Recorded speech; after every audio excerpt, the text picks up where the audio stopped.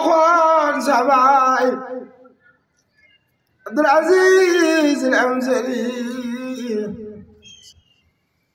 استغفر من كل ذنب العزلي سعد الأبي الفادلي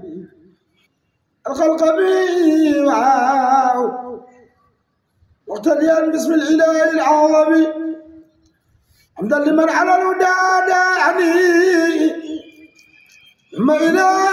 طريقة الإله سبايا في رو سير شيخنا ما أيدرا لأنه سبايا خلافهم لأنه سبايا خلافهم سير شيخنا ما أيدرا ننتجه دبورال سالك فالولاي ودنا لون مقبول سمام شيخ طالب يمو في دفون زيار مكبة ويو شيخ نعمة من يو دكالات لسمام شيخ طالب يدفون يعني قواتل سباي شيخ الإسلام زيار مجل ذات شيخنا ما يدرع في خلم نسجاي بركب يا برام شيخ الإسلام ما يسباي أدي ما يالو تلك بوجي خمرس شيخ الإسلام ما يسباي برام زيار بيجن زار أنا كني بواجل جنبار باي papa ni nga ko waxee noonu la ko yàlla defee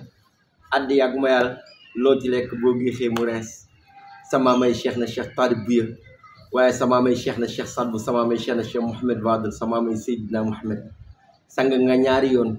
yaa gën di ci yaay Aïcha mintu cheikh al Hassan ne waaye yaa gën di ci cheikh na cheikh Abdoul Aziz doomu cheikh na cheikh Talib Bouya boo koy cheikh naama xalifa cheikh na cheikh Abdoul Aziz xalifa cheikh na cheikh Sadbu nii rek lay demee nabiyen yi la ñuy topp rek insha allahu taala ñuy barkeelu ci jëmmam ju tedd ja ndax nee naa ni barkeelu ci jëmm cheikh naama day tax sa cofeel yokk ci cheikh na cheikh Abdoul Aziz waaye day tax sa cofeel yokk ci cheikh na cheikh Sadbu waaye day tax sa cofeel yokk ci Seydina Mouhamed ndax moom diine rek la fi nekk kon nañu waaj ziar bi insha allahu taala le 3 juillet ba le 6 juillet ak xalif général des xaadir Chérif Cheikh Naama Aidara dundal te wér jërëjëf